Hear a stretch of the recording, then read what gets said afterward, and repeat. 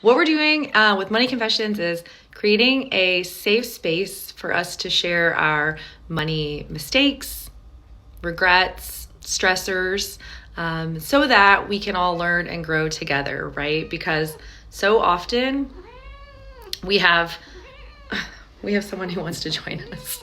You guys let's see what Marge has to say. Marge, do you have any money confessions to share with us today?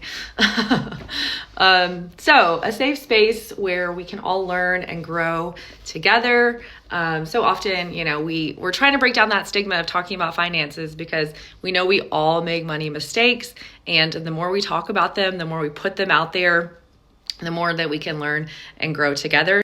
Today, one of our followers was gracious enough to send in their money confession this month. And so I'm going to read it to you, and then we're going to dive into it a little bit. So this month, our follower says, my money confession is, I don't have a budget and I don't really know where my money goes each month.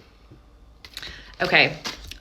First of all, you are not alone. This is a very common money, I'll call it not mistake, but regret, maybe, because often when we don't have any concept or knowledge about where our money is going or a plan for how we're spending it, we feel really out of control.